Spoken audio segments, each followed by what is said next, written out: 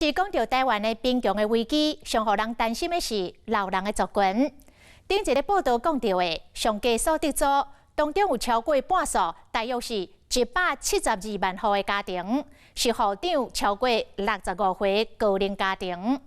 有真侪长辈退休了后无经济来源，若是所欠的钱开完了后，或者是假日逝世，无能力来饲老大人，安尼看要安怎继续来过日子才好？像伫台南的偏乡，有老大人带着心脏病，这个病情已经真严重了，但是无钱通开刀治疗。首先之都台北，同款有老大人住伫个环境真歹的地下室。老人贫穷的现象会引发倒一寡社会问题，这场的风暴，台湾阁要安怎来面对呢？继续是咱的亲日报道。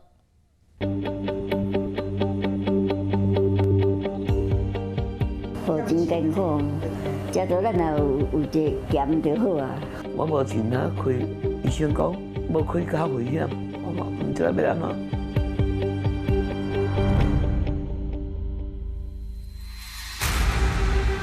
阿妈的走廊蹲甲全物件，壁顶佫拢全地图网，是不是佫有臭扑味，一直拢无法度散去？保定你想袂到，这首善之都台北市存在着看袂到阴暗角落。世间做仓库了，放那个东西的，平常还有住的。本身伫内湖滨体区行路楼梯，却是无共世界。40当前，这原本是地下菜市啊，停止营业了后，改建做28间的雅房，但是无对外窗啊，规工拢无看到日头，亲像地下洞。因为外面的房租就太贵了。对啊，住这边的，4000多块可以了。我对面的是，他有除湿机哦，他差不多半天就有那个。下面就那个就倒在水沟给我看，哦，你看水很多这样。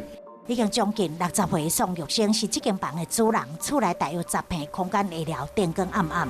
房门口就是几栋公寓的排水沟，居民想要变数，只会当行到走廊尽头两边的公共浴室厕所。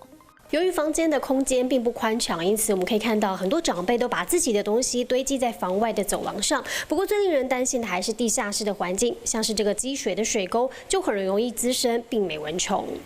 无加怪排水沟有时阵拢会闻到臭味，但是环境更较歹，拢是因的家。地下雅房一个月厝租咧3000到5000，伫寸土寸金的台北市算是非常少。目前有12户的居民，一般拢是中高龄的低收入户。我们以前有个东西就是贫穷线底下的人口结构，那这个部分确实看到一个现象，就是老人的占比在增加。就是你是老人，你掉到贫穷线以下的这个比例在增加，因为独居老人越来越多。上新公布每一个人每个月上计生活费，也就是一般所讲的边境线，伫咱市以台北市上悬定伫17305块，若是台湾省是12388。2019年全国低收入户人口突破30万人，其中低收入的老龄人口超过36000人，波动来增加将近2成4。以台北市来讲，每4位独居老人当中就有1位是低收入者，但是就算甲离路做伙大，嘛无一定会当摆脱老穷困境。重阳节的时候啊，他就买了一只鱼，你看，吃到现在，还有那个豆干啊，哈。一礼拜前买菜，每工生啊食85岁，但是煞互阿嬷甲囝孙啊做伙住。虽然空间也算宽，但客厅内面跳啊全资源的回收物，这拢是煞互阿嬷平时为着补贴家用囤来。伊早我就市场卖菜啦，这嘛爱做的，遐嘛做，做远就了，哪有好赚？敢若菜也无偌好卖啊，一个月万几块，卖菜互人无够，我真无卖。我这嘛做蒙扣蒙过哩啦。收入费怎摕去卖？但是1公斤只会当换1块2，3工时卖无够200块。少年的时节，煞互阿嬷伫市场工作，收入无多，要饲一家伙啊，并无简单。搁较莫讲要欠钱，即嘛每个月7000块的老人年金，全部拢提出来补贴厝租，家己欠啊过。保真健康，佮有种俗啊衫来穿，按种一领30-40块来穿。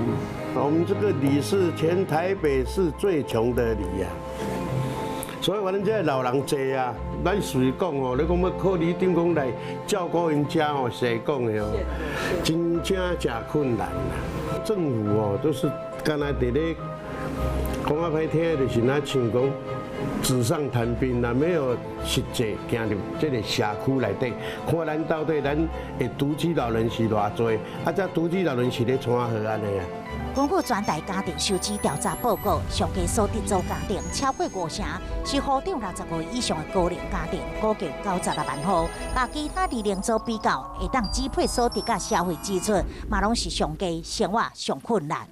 以扶老比来讲，就是抚养老年人，可能到2065年的时候会接近1比1这样子的状况。那所以当然我要养自己可能都非常的困难，如果同时要去抚养他的上一代，那再加上下一代，这个抚养比是相当吃力的。哎呀，你们今天中午吃什么？煮白饭啊，有一个邻居给我们菜啊。中昼时啊，要用准备下昼顿39岁柯雅玲，甲10名的妈妈相依为命。虽然雅玲本身有轻度智力障碍，依然是担起照顾妈妈的责任。有开安尼敢混，咱就顾我囝。 65岁陈秀芬10当前糖尿病并发伤眼失明，无法度出外工作赚钱，只会当靠社会救济过日。加上早囝的新竹补助1个月有8400，佮扣掉水电费、医疗费，还有生活费，但讲每个月拢透支。家风票户的厝是过身红晒流落来，但是亲人共同持分，无法度变卖，嘛因此失去低收入户的资格，被摆拄伫社会福利照顾之外。 无业绩，陈秀文连开刀的钱拢倾袂出来。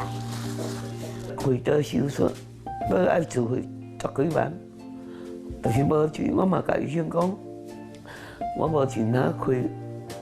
医生讲，无开较危险。我嘛唔知要安怎，我嘛有知伊讲过啊，转来一届，伊要转来看我，伊家己嘛足艰苦。 因为，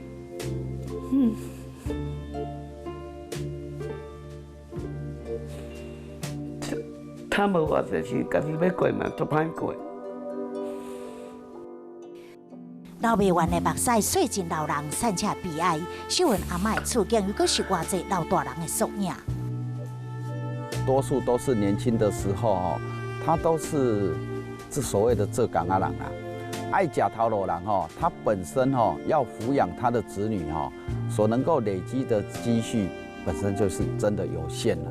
子女长期在外工作的关系，他要照顾家庭，经济景气又不景气的情况下，他经济上也会有压力。所以对我们在地的一些弱势的边缘的这些长辈他是比较没有能力去照顾的。 而不是年轻人不愿意。青年家身，中年开完业绩，感觉老人是无能力照顾家己，这已经真做真侪家庭无奈处境。尤其伫偏乡，山的人是愈散，已经是城乡差距的另外一种真实的写照。由政府去做经费上的挹注，来教育，培养在地的这一些关怀照顾员，会当因为透过伊的实施。 来照顾咱厝边岛家所谓独居老人、所谓的边缘人、所谓弱势族群这一个区块，在长照的一些计划里面也有社区关怀据点，我们也要做电话问安啊、关怀访视。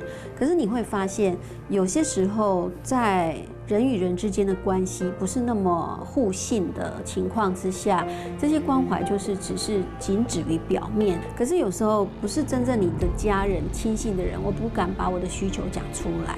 所以我认为邻里之间的这种人际关系很重要。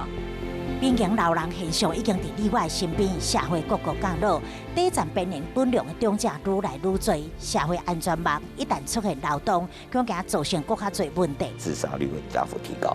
日本很多老人就自杀，因为他觉得活得没有意义，活得很没有尊严或者是老人忧郁的问题会越来越浮现。这种社会问题一定会有的。在有些国家也发生过一些游民是老人家的游民，他被一些年轻人就是莫名的去被他霸凌啊，被他打啊这种，这都是可能会发生的。预防要怎么预防？第一个就让年轻人他在工作这个期间，他有能力自我储蓄，所以要提高他的储蓄能力，提高他的储蓄意愿，在他退休前能够为他自己未来退休的生活预做准备。造成贫穷的原因很多，但对中高龄者来讲，就业机会的中断是一个很大的问题。用职务再设计的概念，去尽量让每一个人还有某些能力，只要他还有某些能力，就还有机会继续去贡献社会。因为我只要有贡献社会，我就可以去赚一份稳定的收入，能够让这些人想办法回归到社会，形成社会的一份子，而不是都是靠着救济金来过日子嘛。食老散车是全球趋势，台湾少子化严重，社会快速老化，无可回避这场风暴。免怎防止边境老人正出社会资源活动？免怎让底层的长者未被社会孤立？需要政策的全盘规划，甲民众观念的反转。另外，拢想要安稳行到人生的终点站，无受老境所苦。对即马开始，就应该重视危机。